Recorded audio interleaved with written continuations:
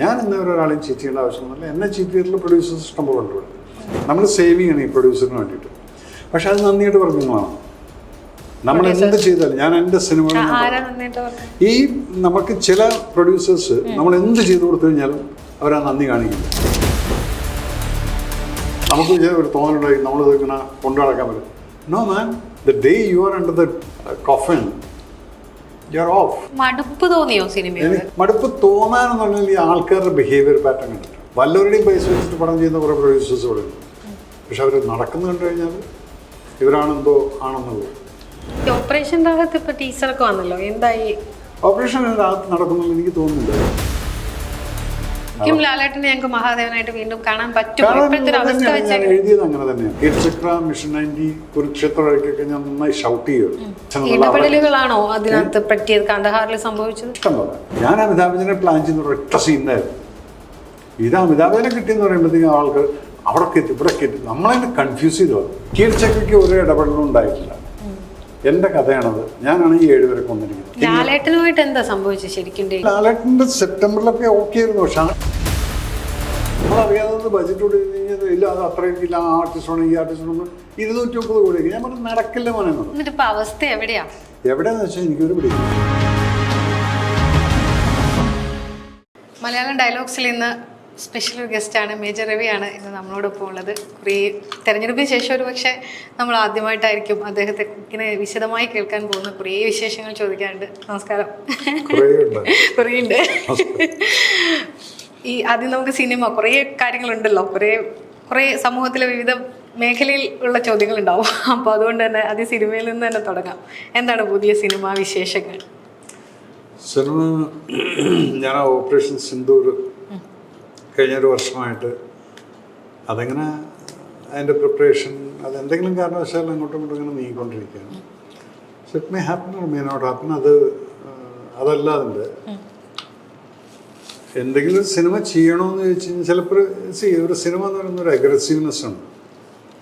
അത് നമ്മൾ ഒരു ലെവൽ കഴിഞ്ഞാൽ പിന്നെ ആ അഗ്രസീവ്നെസ് നമുക്ക് തോന്നാണ് ഈ ടൈം വേസ്റ്റ് ചെയ്തിട്ട് കാര്യമില്ല, നമ്മുടെ എഫേർട്ട് മാത്രമാണ് ഇടുന്നത്. അതിൻ്റേതായിട്ടുള്ള ഒരു മറ്റ് സൈഡിൽ നിന്നും കൂടെ ഉള്ള റിയാക്ഷൻ, അതിന് പല ഘടകങ്ങളുണ്ട്.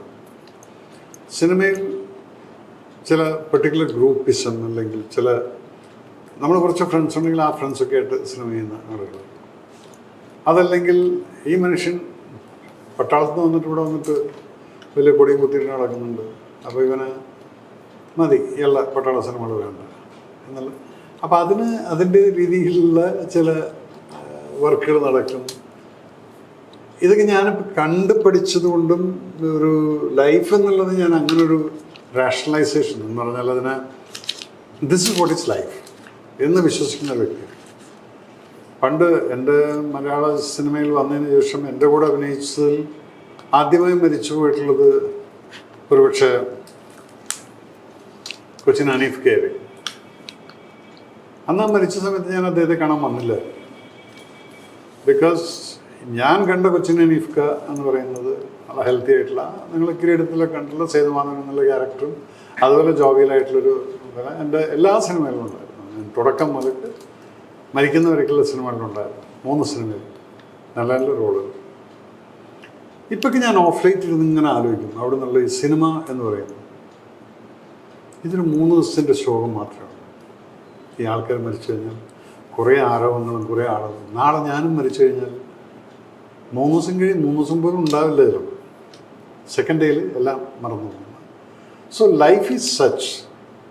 അപ്പം സിനിമയുടെ പിറകിൽ മാത്രം നടന്നുകൊണ്ട് ഈ ഗ്ലാമർ എത്ര കാലം നമുക്ക് ഒരു തോന്നലുണ്ടായി നമ്മളിത് ഇങ്ങനെ കൊണ്ടു നടക്കാൻ പറ്റും. No man, the day you are under the coffin you are off. നിങ്ങളില്ലെങ്കിൽ സിനിമ പോവും. ഇപ്പം ചിലർ വിചാരിക്കും ഞാനില്ലെങ്കിൽ മലയാള സിനിമ നടക്കില്ല എന്ന്. It will go on.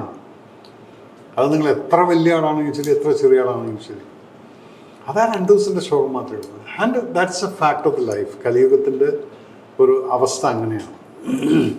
നമ്മളെല്ലാം മറക്കും. അച്ഛനും അമ്മയും മരിച്ചാൽ പോലും നമ്മൾ വെറും 2-3 ദിവസം കഴിയും. അത് കഴിഞ്ഞാൽ എന്നെപ്പോലുള്ള ആൾക്കാർക്കുള്ള പ്രശ്നം എന്താണെന്ന് വെച്ച് കഴിഞ്ഞാൽ അമ്മ എന്നുള്ളത് അച്ഛനെയൊക്കെ ഞാൻ ചിലപ്പോൾ ഓർക്കും, അച്ഛനെ അമ്മയെ ഓർക്കുന്ന പോലെ ഓർക്കാറില്ല. പക്ഷെ അച്ഛൻ വാസ് മൈ മെൻറ്റർ, അച്ഛൻ വാസ് മൈ ഗുരു.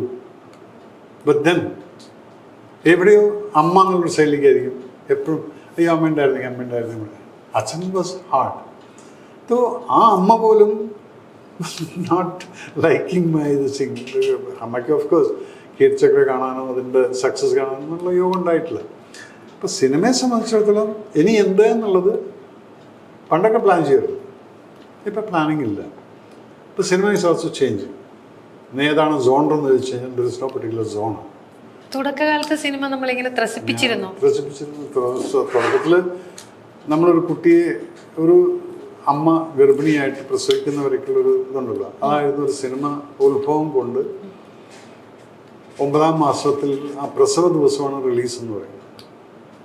അതുവരെയൊക്കെയൊരു ആകാംക്ഷയുണ്ട്, എന്തായിരിക്കും, ഹാർട്ട് ബീറ്റ് എപ്പോൾ തുടങ്ങുന്നു, എവിടെയാണ് നമുക്ക് ഇങ്ങനെ കിട്ടുന്നത്, it will be A healthy boy baby എന്നൊക്കെ നമുക്ക് ലാസ്റ്റ് ഇങ്ങനെ ഇപ്പോഴൊക്കെ സ്കാനിങ് ഇതെല്ലാം ഉണ്ട്. പണ്ടാതൊന്നും ഉണ്ടായിരുന്നില്ല.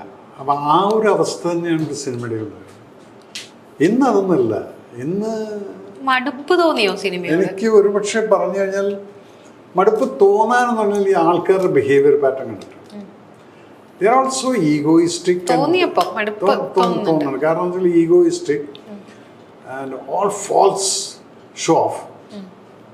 വല്ലവരുടെയും പൈസ വെച്ചിട്ട് പടം ചെയ്യുന്ന കുറേ പ്രൊഡ്യൂസേഴ്സ് ഇവിടെ ഉണ്ട്. പക്ഷെ അവർ നടക്കുന്നു കണ്ടു കഴിഞ്ഞാൽ ഇവരാണെന്തോ ആണെന്നുള്ളത്. ഒരു പാവപ്പെട്ടൊരുത്തം വന്നു കഴിഞ്ഞാൽ അവനെ കൊന്നു കൊല വിളിച്ചിട്ട് വിടുകയും ചെയ്യും. പക്ഷെ ഇന്നേ വരെ എനിക്ക് ചങ്കൂരത്ത് പറയാൻ പറ്റും, എൻ്റെ ഒരു സിനിമയിൽ ഒരാൾക്കും നഷ്ടം വന്നിട്ടില്ല, ഒരു പൈസ പോലും നഷ്ടം വന്നില്ല. കാരണം ഞാൻ ഇപ്പോൾ സിനിമ തുടങ്ങുന്ന സമയത്ത് തന്നെ ഞാൻ പ്ലാൻ ചെയ്യും. കീർച്ചക്ര എന്നുള്ളത് 1.97 എൻ്റെ പ്ലാനിങ്. 1,97,00,000 ചൗധരി സാറിൻ്റെ അടുത്ത് പറഞ്ഞു. ചൗധരി സാർ പിന്നെ പടം ഇങ്ങനെ പോകാൻ തുടങ്ങിയപ്പോൾ പടത്തിൻ്റെ ലുക്കെല്ലാം കണ്ടപ്പോൾ ചോദിച്ചു, கொஞ்சம் கூட செலவு பண்ணுங்க, கொஞ்சம் கூட ആഡ് பண்ணுங்க അത് എന്നിട്ട് ഞാൻ പറയും എന്താ ആഡ് ചെയ്യാനോ സാർ, ഞാൻ പറഞ്ഞിട്ടില്ല, അല്ല ഒരു പാട്ട് കയറ്റിക്കോ മറ്റും, അതിൻ്റെ ആവശ്യമില്ല സാർ. അപ്പം മലയാളത്തിൽ നിങ്ങൾ വെക്കേണ്ട, ആ പാട്ട് എനിക്ക് തമിഴിൽ തന്നേക്കും. അവസാനം അദ്ദേഹം തന്നെ അഗ്രി ചെയ്തു, ഈ സിനിമയെക്കുറിച്ച് നിങ്ങൾ പറഞ്ഞായിരുന്നു റൈറ്റ്, ഈ സിനിമയ്ക്ക് ഇങ്ങനെ റൈറ്റ് നമ്പറിൻ്റെ ആവശ്യമില്ല, ഇത് റോജ ടൈപ്പിലുള്ള പടമാണ് എന്നുള്ളത് ചൗധരി സാർ പടം റിലീസായതിനു ശേഷമാണ് പറയുന്നത്. ആ റെസ്പെക്റ്റ് അദ്ദേഹം മരിക്കുന്നവർക്ക് എനിക്ക് തന്നിട്ടുണ്ട്, ഞാൻ തിരിച്ചു അതുപോലെ തന്നെയാണ് കൊടുത്തിരിക്കുന്നത്. അദ്ദേഹം ഒരു പ്രൊഡ്യൂസറായിരുന്നു. അദ്ദേഹത്തിൻ്റെ പ്രൊഡ്യൂസർ എന്ന് പറഞ്ഞു കഴിഞ്ഞാൽ സിനിമയ്ക്ക് വേണ്ടി എന്ത് ചിലവാക്കണമെങ്കിൽ ചിലവാക്കും. നിങ്ങൾ ഡെയിലി ബിരിയാണി കഴിച്ചോ അല്ലെങ്കിൽ തൈസാദം കഴിച്ചോ എന്നുള്ളത് സിനിമയിൽ കാണില്ല. അത് നല്ലൊരു സ്റ്റേറ്റ്മെൻറ്റാണ്. വാട്ട് യു ആർ സ്പെൻഡിങ് അത് സിനിമയ്ക്ക് അല്ലെങ്കിൽ സ്ക്രീനിൽ കാണാത്തതല്ലെങ്കിൽ ഡോണ്ട്. ഞാൻ അന്നും എൻ്റെ ട്രാവലും എൻ്റെ കംഫർട്ടൊക്കെ എന്നുള്ളത് ഞാൻ സാറ് തരുന്നതാണെങ്കിൽ ബാക്കിയുള്ള എൻ്റെ കയ്യിൽ നിന്നുള്ള കാശ് എടുത്തിട്ട് ഞാൻ ചെയ്യും. പിന്നെ കുറച്ച് കഴിഞ്ഞപ്പോൾ അദ്ദേഹം പറഞ്ഞ് ഇല്ല മേജർ അതെല്ലാം കൊടുത്തിരുന്ന മൂപ്പരെ കാണുമ്പോൾ എൻ്റെ കയ്യിൽ നിന്ന് കാശ് എടുത്തിട്ടാണ് ഞാൻ ഹോട്ടൽ മാറ്റുന്നില്ല, എല്ലാം അത് കൊടുത്തിരുന്നത്. അവരെന്താ പറയും ലൈഫ്. ശരി, അപ്പോൾ അതായിരുന്നു സിനിമ. ഇന്ന് ആ സിനിമ ഏതൊക്കെയോ തലങ്ങളിൽ പോവാണ്. പിന്നെ ഈ ഇൻ്റർഫിയറൻസ് എന്ന് പറയുന്നത് നമ്മുടെ ക്രിയാത്മകമായിട്ടുള്ള ഒരു സെഷൻ. ഇപ്പം കീർച്ചക്ര എന്നുള്ളത് 4 വർഷം എഴുതി ഉണ്ടാക്കിയിട്ടുള്ളൊരു പടമാണ്. ഞാൻ എഴുതി ഉണ്ടാക്കുമ്പോൾ എൻ്റെ അനുഭവങ്ങൾ കൂടിയാണ് ഞാൻ ആ പടം എഴുതുന്നത്. ഇപ്പം സിനിമയിൽ തന്നെ നമ്മളെ ചീറ്റിങ് എന്നുള്ളത് ഇഷ്ടംപോലെ നടക്കും. ഞാൻ ഇന്നവരെ ഒരാളെയും ചീറ്റ് ചെയ്യേണ്ട ആവശ്യമൊന്നുമില്ല. എന്നെ ചീറ്റ് ചെയ്തിട്ടുള്ള പ്രൊഡ്യൂസേഴ്സ് ഇഷ്ടംപോലെ ഉണ്ട് ഇവിടെ. അവരൊന്നും പേരെടുത്ത് പറയുന്നില്ല, പ്രൊഡ്യൂസേഴ്സിൻ്റെ ഒരു പ്രൊഡ്യൂസർ.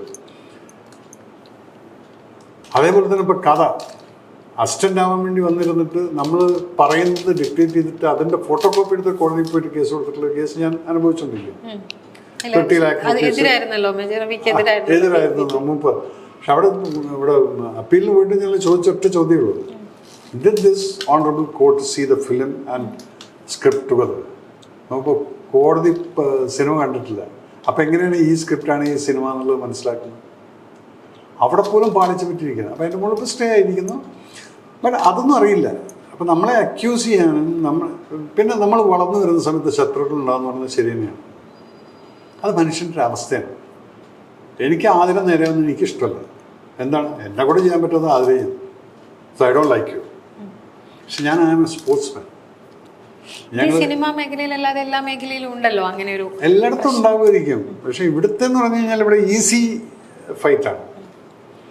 അല്ല വേർക്കേണ്ട കാര്യമില്ല, എല്ലാം എ സി റൂമിൽ നിന്നുള്ള ഫൈറ്റ്, ഈ പ്ലാനിങ്, അവനെ അത് ചെയ്യാം.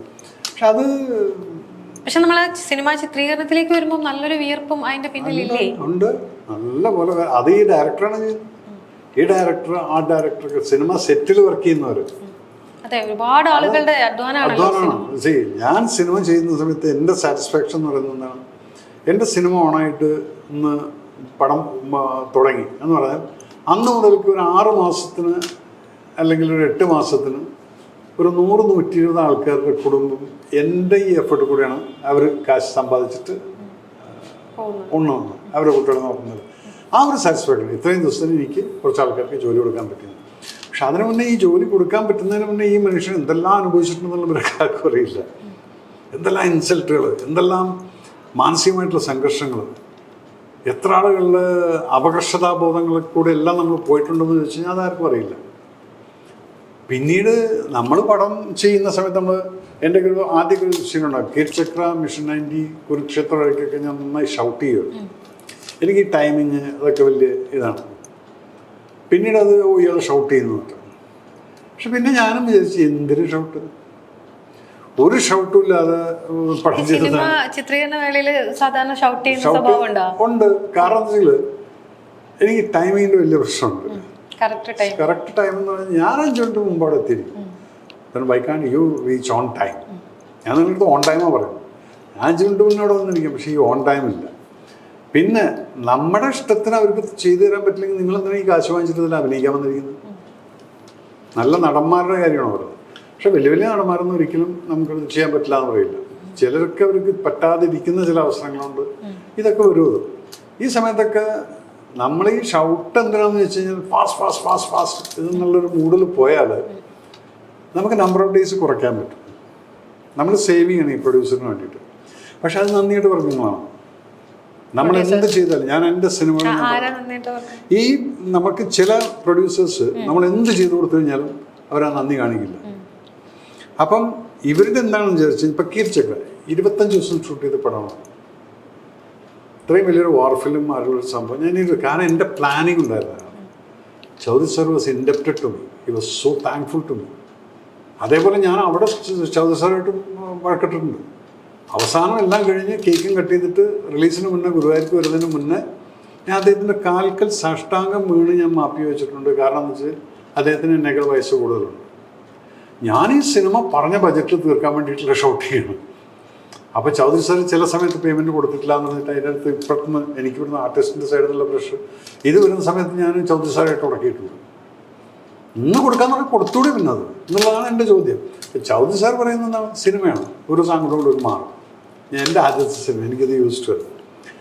അപ്പോൾ അതിന് പിന്നെ സിനിമ കഴിഞ്ഞപ്പോഴാണ് മനസ്സിലായത് ഇദ്ദേഹം എനിക്ക് സിനിമ ചെയ്യാനുള്ള ഫുൾ സപ്പോർട്ട്. അങ്ങനെ ഒരു പ്രൊഡ്യൂസർ എൻ്റെ ജീവിതത്തിൽ എനിക്ക് കിട്ടുമെന്ന് എനിക്ക് തോന്നുന്നില്ല, അങ്ങനെ സപ്പോർട്ട്.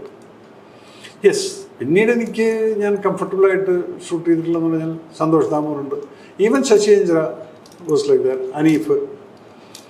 അപ്പം പക്ഷെ ചിലത് ഭയങ്കരമായിട്ട് പെയിൻ തരും. ഈ കർക്കശ സ്വഭാവം നേരത്തെ ഉള്ളതിൽ നിന്ന് പിന്തുടർന്ന് വന്നതിൻ്റെ ഒരു ഭാഗമായിട്ടാണ്. അതായിട്ടായിരിക്കും ഒരു കാരണം. കർക്കശ സ്വഭാവം എന്ന് പറഞ്ഞു കഴിഞ്ഞാൽ when you are little disciplined as far as your timing and your life style is concern. അതെൻ്റെ വീട്ടിലും അങ്ങനെ തന്നെയാണ്. അത് മകനോടും അങ്ങനെയായിരിക്കും, ഭാര്യയോടും അങ്ങനെയായിരിക്കും. എന്തുകൊണ്ട് ഈ സാധനം നിങ്ങൾക്ക് ആദ്യം ചിന്തിച്ചുകൂടാന്നുള്ളൊരു ചോദ്യം. പക്ഷെ പിന്നെ നമ്മൾ ചിന്തിക്കുന്നത് നമ്മളതിപ്പോൾ തന്നെ മറ്റേ ആളുവാണെങ്കിൽ അപ്പോൾ ഒരു മേജർ റിവ്യൂ പോരാ, 10-15 മേജർ റിവ്യൂ ഉണ്ടാവില്ലേ? അത് റിയലൈസ് ചെയ്യുമ്പോഴത്തേക്കും വയസ്സിങ്ങനെ കൂടുന്നതിനനുസരിച്ച് നമ്മൾ മാറ്റം വരും. കാരണം ഇല്ല, ഞാനൊരു സിനിമ ചെയ്ത് ഈ പിക്കറ്റ് പോട്ടത്തിൽ എന്ന് പറയുന്ന സിനിമ ആകെ 22 ദിവസം കൂടെ ഞാൻ ഷൂട്ട് ചെയ്തു. ഒരു ഷൂട്ടിംഗ് ഉണ്ടായിരുന്നില്ല അതിനകത്ത്. ഞാൻ ഓക്കെ റെഡി എന്ന് പറയുമ്പോൾ ഓക്കെ അല്ല, ഞാൻ ഉണ്ടായിരുന്നു. പക്ഷെ അത് 35 ദിവസത്തിൻ്റെ പ്ലാൻ ചെയ്ത പടമായിരുന്നു. അപ്പോൾ അതെന്താണെന്ന് വെച്ചാൽ ഞാൻ ഈ പേപ്പറിലിരുന്ന് പ്ലാൻ ചെയ്യും. ഇപ്പോൾ ഈ ഓപ്പറേഷൻ സിന്ദൂർ പോലും കംപ്ലീറ്റ് ഇപ്പം ബ്രേക്ക് ഡൗൺ ചെയ്ത് വെച്ചിരിക്കുകയാണ് ഒരു വർഷമായിട്ട്. ഇന്ന ദിവസം ഇത് ക്യാമറമാനായിട്ട് വർക്കൗട്ട് ചെയ്തുകൊണ്ടിരിക്കും, സംസാരിക്കും. അങ്ങനെയാണ്. ലൊക്കേഷനിൽ ഡിസ്കഷൻ ഇല്ല. ചിലർ കണ്ടു കഴിഞ്ഞാൽ നോക്കി ഈ ക്യാമറമാനും ഇയാളായിട്ട് വലിയ വഴക്കൊന്നും നടക്കുന്നില്ല. കാരണം ഓൾറെഡി നമ്മൾ ഈ കാര്യങ്ങൾ ഇപ്പം എൻ്റെ ഏറ്റവും അധികം സിങ്കിങ് ക്യാമറമാൻ എന്ന് പറഞ്ഞാൽ ഞാൻ തിരുവായിരുന്നു. ഞങ്ങൾ പണ്ട് മുതലേക്ക് തിരു അസിസ്റ്റൻ്റ് ആയിരുന്ന സമയത്ത് ഞാനും അസിസ്റ്റൻ്റായിട്ട് വർക്ക് ചെയ്തിട്ടുണ്ട്. അങ്ങനെ ഒരു ഫ്രണ്ട്ഷിപ്പിലാണ്. പിന്നെ തിരുവല്ലി ക്യാമറമാനായി. അതിന് ശേഷമാണ് ഞാൻ ഡയറക്ടറാവുന്നത്. പക്ഷെ ഞങ്ങളുടെ ഫ്രണ്ട്ഷിപ്പ് ഇടാവണമെന്നുള്ള ഫ്രണ്ട്ഷിപ്പിലാണ്. ഞങ്ങൾ ഫ്രീ ആയിട്ടിരിക്കുന്ന സമയത്ത് ഇരുന്ന് കടകളിലൊക്കെ കോഫി ഷോപ്പിൽ ഇരുന്ന് കഥയെക്കുറിച്ച് സംസാരിക്കും. അങ്ങനെയാണ് കീരിച്ചക്കര 25 ദിവസം ആൾക്കാർക്ക് ഫസ്റ്റ് പടം നിങ്ങൾ എങ്ങനെ ഇത്രയും വലിയൊരു പടം ചെയ്തു, അതിൽ ക്യാമറമാനായിട്ടുള്ള സിങ്ക് ഉണ്ടായിരുന്നു. അതേപോലെ തന്നെയായിരുന്നു മിഷൻ 90 ഡേയ്സ്. അപ്പം ഇത് ഈ ക്യാമറമാനായിട്ട് സിങ്ക് ഇല്ലെങ്കിൽ അപ്പം നമുക്ക് പ്രശ്നം വരും. പക്ഷേ എനിക്ക് ഏറ്റവും അധികം കംഫർട്ടബിൾ ആയത് ആ ക്യാമറമാൻ തന്നെയാണ്. എൻ്റെ സ്പീഡിനേക്കാൾ കൂടുതൽ സ്പീഡിൽ ഓടിയിരുന്ന ഒരു ക്യാമറമാനായിരുന്നു. അപ്പോൾ നമുക്ക് പിന്നെ പകുതി ടെൻഷൻ അവിടെ തന്നെ കഴിയും. ഈ ഓപ്പറേഷൻ രാഹത്ത് ഇപ്പോൾ ടീച്ചറൊക്കെ വന്നല്ലോ, എന്തായി? ഓപ്പറേഷൻ രാഹത്ത് നടക്കുന്നില്ല എനിക്ക് തോന്നുന്നില്ല. ബിക്കോസ് അത് പ്രൊഡ്യൂസർ എന്ന് പറയുന്നത് എൻ്റെ ഫ്രണ്ട് തന്നെയാണ് അനൂപ്. ഒരു 20-30 കോടിക്ക് തുടങ്ങിയിട്ടുള്ളത് നമ്മളറിയാത്തത് ബഡ്ജറ്റ് കൂടി കഴിഞ്ഞാൽ ഇല്ല അത് അത്രയും ഇല്ല, ആ ആർട്ടിസ്റ്റ് ഈ ആർട്ടിസ്റ്റ് 230 കോടിക്ക്. ഞാൻ പറഞ്ഞു നടക്കില്ല മോനെ എന്നുള്ളത്. പ്രാക്ടിക്കലായിട്ട് ഇതൊക്കെ നീ പേപ്പറിലും വെറുതെ ഇൻ്റർവ്യൂവിലൊക്കെ കൊടുക്കാൻ പറ്റും. അക്ഷയ് കുമാറിനെ അടക്കം മെറ്റിയിപ്പിച്ചു. അക്ഷയ് കുമാറിന് എന്താണ് 80 കോടി കൊടുക്കണം. അപ്പോൾ അത് കൂട്ടി. ഇങ്ങനെ 230 കോടി എന്നൊക്കെ പറയുമ്പോൾ it's not going to work out. അത് നമ്മൾ ആദ്യമേ ഇത് ചിന്തിക്കണം, ഇത് വർക്കൗട്ട് ആവുമോ ഇല്ലേ എന്നുള്ളത്. ഇപ്പം ഓപ്പറേഷൻ സിന്ദൂർ പോലും ഞാൻ പിടിച്ചിരിക്കുന്ന ബജറ്റ് എന്ന് പറയുന്നത്, നിങ്ങൾക്ക് പടം കാണുമ്പോൾ 100 കോടിയുടെ പടം കാണും. അത് ഞാൻ എൻ്റെ ഇൻഫ്ലുവൻസ് വെച്ചിട്ട് പലയിടത്തുനിന്നും ഫ്രീ ആയിട്ട് കുറെ കൊണ്ടുവരും. ഈ പട്ടാള സിനിമയിൽ ഞാൻ അതാണ് ചെയ്യുന്നത്. പല സൈഡിൽ നിന്നും നമുക്ക് ഫ്രീ ആയിട്ട് അധികം പൈസ കൊടുക്കാതെ കൊണ്ടുവരുന്ന സാധനങ്ങളാണ് നിങ്ങൾക്ക് കാണുന്നത്. യെസ്, ഇത്രയും വലിയ സംഭവം ഇയാൾ ഇത്രയും ചെയ്തു എന്നുള്ളത്. അപ്പം അങ്ങനെ നോക്കിക്കഴിഞ്ഞാൽ ഓപ്പറേഷൻ രാഹത്തൊക്കെ വിട്ടു. ഞാൻ എൻ്റെ ഇത് വിട്ടിരിക്കുന്നു. കാരണം എന്ന് വെച്ചാൽ ഈ പറച്ചിൽ കാര്യം നടക്കില്ല. സിന്ദൂർ പോലും ഞാൻ എൻ്റെതായിട്ടൊരു ബജറ്റുണ്ട്. പിന്നീട് നോക്കുന്ന സമയത്ത് പലയിടത്തും കൈതിരിപ്പാണ്. പിന്നെ ഈ ആഗ്രഹം കൊണ്ട് മാത്രമല്ല ഒരു സിനിമ നടക്കുന്നത്. You got have a stuff with you got to know that ഈ പെർട്ടിക്കുലർ ടൈമിൽ ഞാൻ ഇന്നാൾക്ക് അഡ്വാൻസ് കൊടുത്ത് കഴിഞ്ഞാൽ പടം നടക്കും. പക്ഷെ ആ സമയത്ത് കൊടുക്കാൻ ഇല്ലെങ്കിൽ he understood that he doesn't have money, അപ്പോൾ ഹി ബാക്സ് ഔട്ട്. ഇങ്ങനെയൊക്കെയുള്ള ഒരു കോമ്പിനേഷനാണ്. ശരിക്കും ലാലേട്ടനെ ഞങ്ങൾക്ക് മഹാദേവനായിട്ട് വീണ്ടും കാണാൻ പറ്റും. ഞാൻ എഴുതിയത് അങ്ങനെ തന്നെയാണ്. കാരണം വെച്ചാൽ ലാൽ വരുന്നതും ആ പടത്തിനകത്ത് സിന്ദൂർ എന്ന് പറഞ്ഞു കഴിഞ്ഞാൽ അതിലെന്താണ് സിന്ദൂർ, എങ്ങനെയാണ് ഈ ഒരു സംഭവം നടന്നത്, ഇങ്ങനെയാണ് ഞാൻ കഥ എഴുതിയിരിക്കുന്നത്. ഒരു സാധാരണ ജനങ്ങൾ ജീവിച്ചുകൊണ്ടിരിക്കുന്ന അവർ എൻജോയ്മെൻറ്റിന് വേണ്ടി കാശ്മീർ പോകുന്നു, അവിടെ വെച്ച് കൊല ചെയ്യപ്പെടുന്നു. കാരണം ആ ബൈസ്രാൻ വാലിയിൽ പോകുന്ന രാവിലെ പോലും അവർക്കറിയില്ല അവരിൽ ഒരാൾ തിരിച്ചു വരില്ല എന്നുള്ളത്. ആ ഒരു സെൻറ്റിമെൻസാണ് ഞാൻ അവിടെ വർക്കൗട്ട് ചെയ്തിരിക്കുന്നത്. അപ്പോൾ അതിനെന്താണ് ഈ ക്യാരക്ടേഴ്സിനെ ഞാൻ ബിൽഡപ്പ് ചെയ്തു. വളരെ ജോവിയലായിട്ടുള്ളതും പിന്നെ അവർക്ക് പറയാനുള്ളതും അവർ മരിച്ചു കിടക്കുന്ന സമയത്തുള്ള ഇവരുടേതായിട്ടുള്ളതൊക്കെ തന്നെയാണ് നിങ്ങളെ കരയിപ്പിക്കുന്ന സെൻറ്റിമെൻസോടെ. അതിനാണ് ഞാൻ ഇൻ്റർവ്യൂവിലും വെച്ചത്. അത് കഴിഞ്ഞ് പിന്നെ യുദ്ധമാണ്. ആ യുദ്ധം എങ്ങനെ പ്രിപ്പയർ ചെയ്തു, എങ്ങനെയാണ് നമ്മൾ പാകിസ്ഥാനെ ഡൗൺ ചെയ്തത്. പിന്നെ ലാസ്റ്റ് ക്വാർട്ടർ എന്ന് പറയുന്നത് ആണ്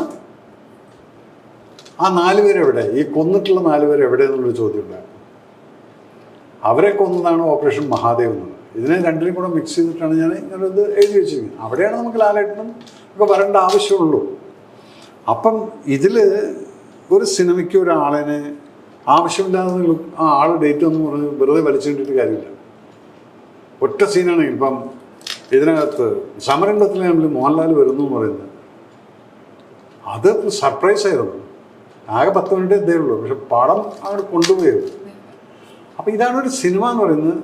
എനിക്ക് കാന്താറിനെ പറ്റിയ അബദ്ധം എന്തായിരുന്നു, ഞാൻ അമിതാഭ് ബച്ചനെ പ്ലാൻ ചെയ്യുന്ന ഒരൊറ്റ സീനായിരുന്നു. ഇത് അമിതാഭ് ബച്ചനെ കിട്ടിയെന്ന് പറയുമ്പോഴത്തേക്കും ആൾക്ക് അവിടെ കയറ്റി ഇവിടെ കയറ്റി നമ്മളതിനെ കൺഫ്യൂസ് ചെയ്തു. അതിൽ ആവശ്യമില്ലാതെ ഞാൻ അമിത്ജീനെ കയറ്റി. അപ്പോഴത്തെ ഈ കോൺസെൻട്രേഷൻ മറ്റേ സൈഡിൽ നിന്ന് പോവാണ്. അങ്ങനെ കഥ ഇംബാലൻസ് ആയിട്ട്. പക്ഷെ ആ ക്ലൈമാക്സ് നിങ്ങൾ കണ്ട് എല്ലാവരും ഇരുന്ന് കണ്ണെന്ന് പറഞ്ഞുകൊണ്ടിരുന്നു. അത് മതിയായിരുന്നു അമിതാഭ് ബച്ചൻ്റെ വരവ്. ഇദ്ദേഹമാണ് ഇയാളുടെ അച്ഛൻ. ഇടപെടലുകളാണോ അതിനകത്ത് പറ്റിയത് കാണ്ഡഹാറിൽ സംഭവിച്ചത്? ഇഷ്ടമല്ല. കാരണം നമ്മളൊരു കഥ എഴുതി ഇപ്പോൾ കീഴ്ചക്രയ്ക്ക് ഒരു ഇടപെടലും ഉണ്ടായിട്ടില്ല. എൻ്റെ കഥയാണത്. ഞാനാണ് ഈ 7 പേരെ കൊന്നിരിക്കുന്നത്. എൻ്റെ ബഡ്ഡി. അപ്പോൾ ബഡ്ഡീനെ ഞാൻ കൊന്നത് എന്തിനാണ്? ആ സെൻറ്റിമെൻറ്റ്സ് കിട്ടാൻ വേണ്ടിയിട്ട്. അത് കഥ എഴുതുന്ന സമയത്ത് അവൻ മരിച്ചു കഴിഞ്ഞാൽ നമുക്ക് ഭയങ്കര ഫീൽ വരുന്നു എന്നിട്ടാണ് നമ്മൾ കൊല്ലുന്നത്. ആളിപ്പോഴും എൻ്റെ കൂടെ വർക്ക് ചെയ്യുന്നുണ്ട്. അപ്പം ഇത് എഴുതുന്ന സമയത്ത് പലതും നമ്മൾ നമ്മുടേതായിട്ടുള്ള രീതിയിൽ മാറ്റുക. അപ്പം ആരും അറിയില്ല ഒറിജിനൽ കഥയാണ് സംഭവിച്ചു. ശിവൻ മരിച്ചോ ഇല്ല എന്നുള്ളതൊന്നുമല്ല. ഇവിടെ ജീവൻ മരിച്ചപ്പോൾ പെൺകുട്ടിയോട് പറഞ്ഞിട്ടുണ്ട് എന്തിനാ സാറേ ജീവനെ കൊന്നതെന്ന്. ആ ലെവലിലേക്ക് നമ്മൾ എത്തിക്കണമെങ്കിൽ അത്രയും അവരുടെ മനസ്സിനകത്തൂടെ ക്യാരക്ടർ കയറിയിട്ടുണ്ട്. അതാണ് ഒരു സിനിമ എന്ന് പറയുന്നത്. ഇപ്പോഴത്തെ അവസ്ഥ എന്താണെന്ന് വെച്ച് കഴിഞ്ഞാൽ ഇനി വരുന്നിടത്ത് വെച്ച് കാണാമെന്നുള്ളേ ഉള്ളൂ. നമുക്ക് ചിലരുടെ വിചാരം ഉണ്ടായിരിക്കും നിങ്ങളാണ് എനിക്ക് ജീവിക്കാനുള്ള ബ്രെഡ് ആൻഡ് ബട്ടർ കൊണ്ടുവന്ന് തരുന്നത്, അല്ലെങ്കിൽ നിങ്ങൾ ഇപ്പം ചിലരിവിടെ ആരെയോ പണ്ട് വിനയനെ ബാൻ ചെയ്തിട്ടുണ്ടായിരുന്നു. അതുകൊണ്ട് വിനയൻ്റെ ഫാമിലി പട്ടിണിയൊന്നും കിടന്നിട്ടില്ല.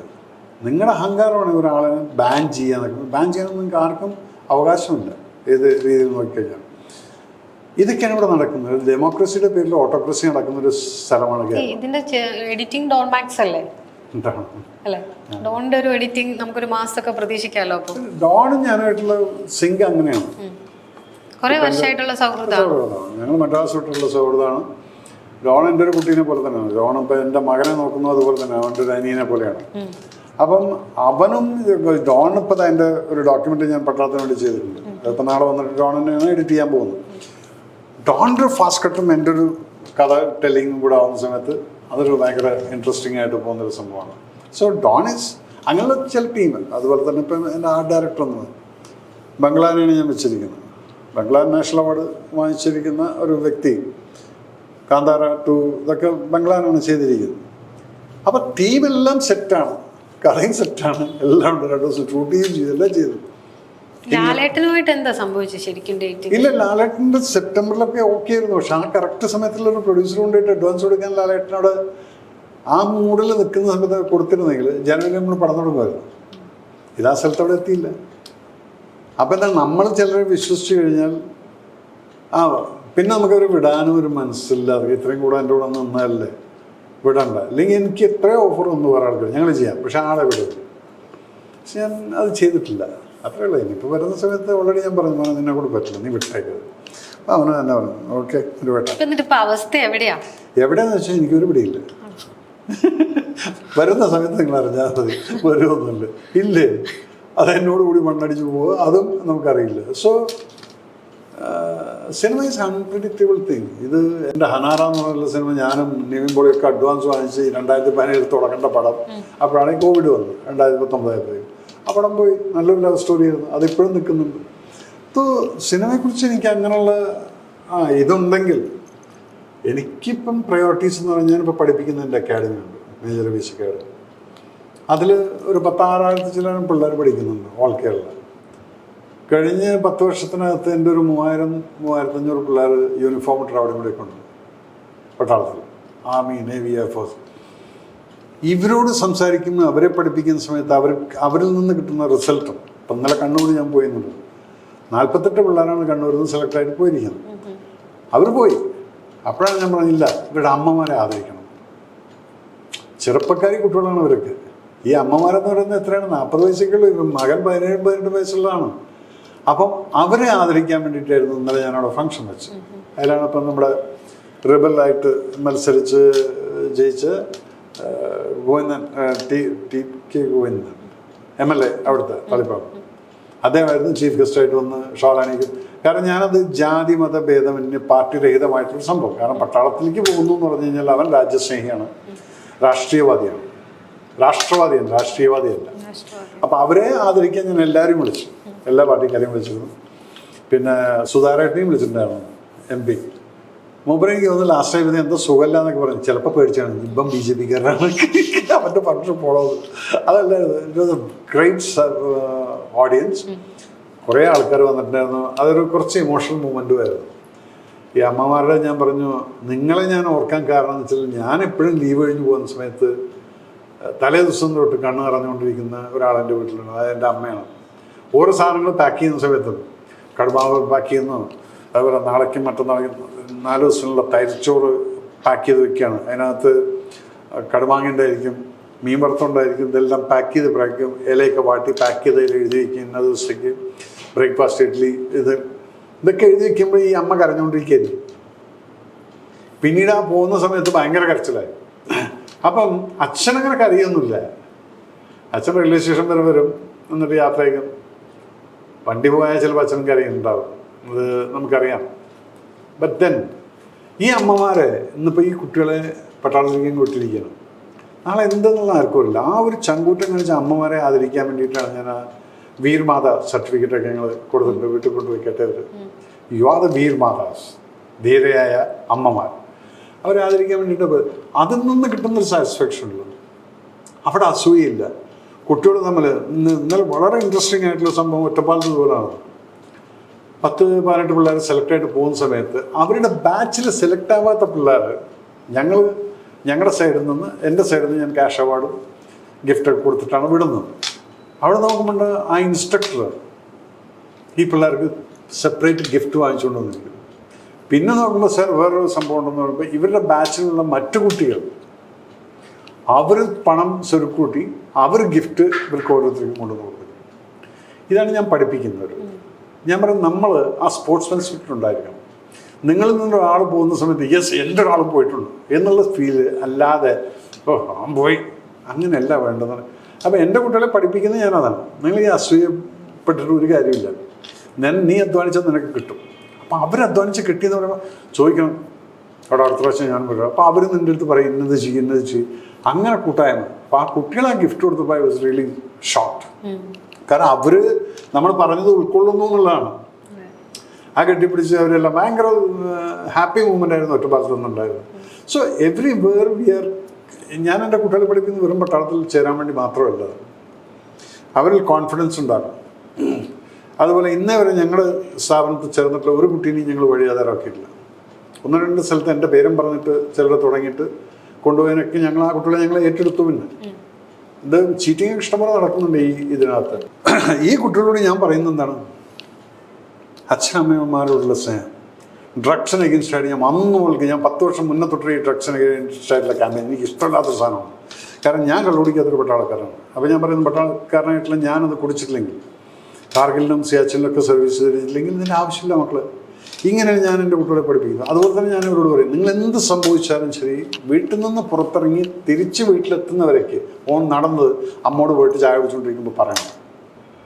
അമ്മന്ന് ഇങ്ങനെ ഒരാളെ കണ്ടിട്ട് വഴിയിൽ ആളെനിക്കൊരു മുട്ടായി തന്നു എന്താണെങ്കിലും പറയണം. അപ്പോൾ അമ്മ പറയും എന്തിനാണ് അയാൾ നിനക്ക് മുട്ടായി, നീ അറിയോ അയാൾ? ഇല്ല. അമ്മയ്ക്ക് മനസ്സിലായി ഈ ആൾ പ്രശ്നക്കാരനാണെന്ന്. അമ്മ നിൻ്റെ അടുത്ത് പറയും, മോളെ ഇനി അയാളെ കണ്ടു കഴിഞ്ഞാൽ പറയണം കേട്ടോ. പിറ്റേ ദിവസം അവൻ കാണും. അച്ഛൻ്റെ അടുത്ത് പറയുന്നു. അച്ഛൻ പോയി ചോദിക്കുന്നു, അറിയുന്നു, പോലീസിൽ അറിയിക്കുന്നു, നോക്കിയത് വൻ ഡ്രഗ് പെഡലറായിരിക്കും. അപ്പം ഇങ്ങനെയുള്ള എല്ലാം പഠിപ്പിച്ചിട്ടാണ് എൻ്റെ കുട്ടികളെ ഞാൻ വളർത്തുന്നത്. അതുപോലെ ദൈവത്തിൻ്റെ അനുഗ്രഹം കൊണ്ടെന്ന് തന്നെ പറയാം. ഒരു കുട്ടി ഇന്നവരെ എൻ്റെ പോലീസ് പിടിച്ചിട്ടില്ല. ഡിസിപ്ലിനായി ഇല്ലാതെ മുടി വളർത്തി ഇപ്പം എല്ലാം വളരെ ഡീസൻ്റായിട്ടുള്ള മുടി കെട്ടി. ചിലതൊക്കെ നമ്മൾ ഫ്രീഡം കൊടുക്കാം അവിടെ പോയി കഴിഞ്ഞാൽ തന്നെ. പക്ഷെ മറ്റാ മുടി ചപ്പറ ഒന്നും ഞാൻ സമ്മതിക്കില്ല. ഞാൻ പറഞ്ഞ മക്കളെ നിങ്ങൾക്ക് ഈ യൂണിഫോം ഇടണമെങ്കിൽ നിങ്ങളുടെ ലുക്ക്, നിങ്ങളുടെ പേഴ്സണാലിറ്റി, നിങ്ങളുടെ നടത്തം, ഇതൊക്കെ ആൾക്കാർ കണ്ടപ്പോൾ ഇവൻ പട്ടാളത്തിൽ ചേരാൻ ഫിറ്റാണ് കേട്ടോ എന്ന് തോന്നിക്കുന്ന രീതിയിലായിരിക്കും നിങ്ങളുടെ കണ്ടക്ട് എന്ന്. അപ്പം അതിൽ കിട്ടുന്നൊരു സാറ്റിസ്ഫാക്ഷൻ ഉള്ള അത് you are. Cinema is A creativity. ഈ ഓപ്പറേഷൻ സിന്ദൂരിന്റെ പൂജയൊക്കെ മൂകാംബികയിലായിരുന്നില്ലേ? ഭയങ്കര മൂകാംബിക ഭക്തനാണോ? അങ്ങനെയില്ല. ഞാൻ മൂകാംബികയിൽ അങ്ങനെ നോക്കിക്കഴിഞ്ഞാൽ 2-3 പ്രാവശ്യം പോയിട്ടില്ല. എൻ്റെ ഭാര്യയാണ് എപ്പോഴും പോകുന്നതൊക്കെ. അത് അങ്ങനെ ഒരു സംഭവം വന്നു. ഞങ്ങളെല്ലാം കൂടെ മൂകാംബിക പോന്നു, പൂജ അവിടെ ചെയ്തു വന്നു. അത് കഴിഞ്ഞിട്ട് പിന്നീട് അതിനകത്തും പ്രശ്നങ്ങൾ. കാരണം നമ്മൾ ആരോടും ഒന്നും പറയാതെ ഒരു പൂജ നടത്തി. അത് വെറുതെ ഫേസ്ബുക്കിൽ ഇട്ടത് കൊണ്ട് മോഹൻലാൽ ഉണ്ടോ ഇല്ലേ എന്നുള്ളത് മോഹൻലാലിന് പോലും അറിയാത്തൊരവസ്ഥയായിരുന്നു. അങ്ങനെ ഇപ്പോൾ ചോദിച്ചത് കറക്റ്റായിരുന്നു. രവിസ് നിങ്ങളൊന്ന് പറയൂ, ആച്ചാർ ഉണ്ടോ ഇല്ലേ? ഞാൻ പറയാണെങ്കിൽ ഞാൻ ആച്ചാറിന് അഡ്വാൻസ് കൊടുത്തല്ല, ഞാനത് പറയില്ല. കാരണം എനിക്ക് അടി ഇഷ്ടം പോലെ കിട്ടിയിട്ടുണ്ട്. പല ആൾക്കാരും പൈസ കൊടുക്കാമെന്ന് പറയും, ആച്ചാറിന് കൊടുക്കാതെ അങ്ങനെ പ്രൊജക്റ്റുകൾ പോയിട്ടുണ്ട്. ഞാൻ ഇത് പൈസ കൊടുക്കാൻ പറ്റുന്ന ഒരു പ്രൊഡ്യൂസർ വന്നിട്ടല്ലാതെ ഞാൻ പറയില്ല, അനൗൺസ് ചെയ്യേണ്ട ആവശ്യമില്ല എന്നൊക്കെ. അങ്ങനെയായിരുന്നു അത് നടക്കുന്നത്. അപ്പോൾ അതോടെ സിന്ദൂർ അവിടെ നിൽക്കട്ടെ, ഞാൻ അതവിടെ നിൽക്കുകയാണ്, അവിടെ നിൽക്കട്ടെ.